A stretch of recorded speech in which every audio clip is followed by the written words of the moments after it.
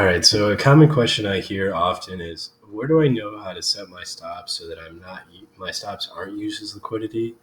And how do I know where to set stops in areas where I actually want to be managing risk in that area, where I can be confident that that area is I'm less likely to be used as liquidity for the market to run down to that level and ultimately reverse, stop me out, and then continue in the direction of my bias without me in the trade. And the answer to that is really simple.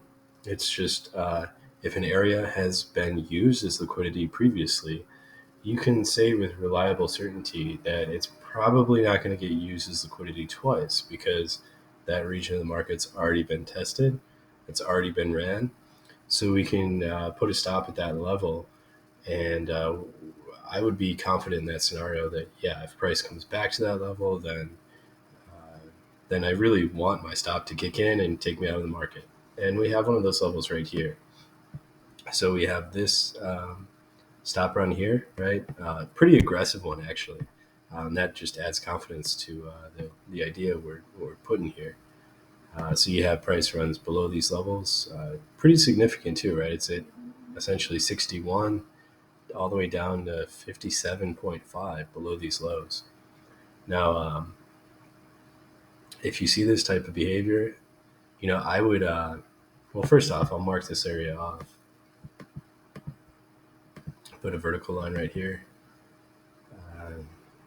So you get your stop run there, and we'll mark off the low as well. And then we'll go down to 15-minute time frame, try to find it.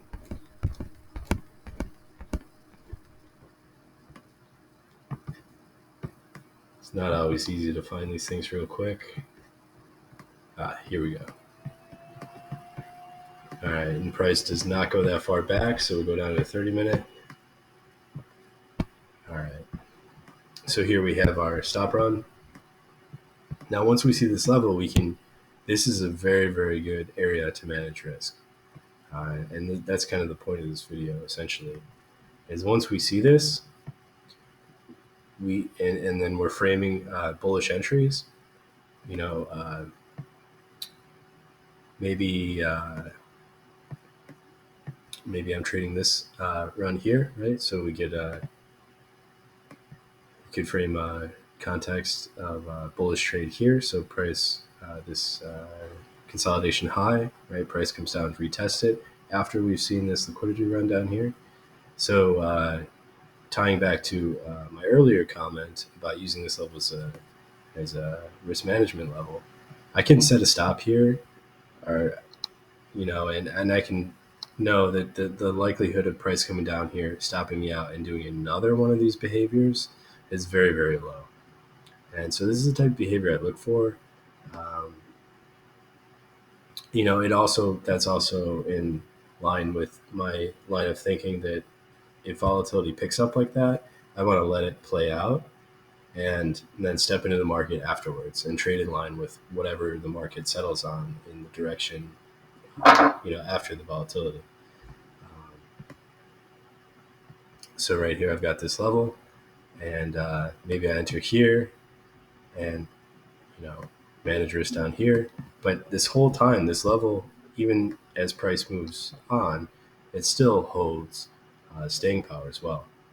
You can see the same type of behavior here. This is pretty volatile price action on Bitcoin right around here. But yeah, you get the same type of distinction here.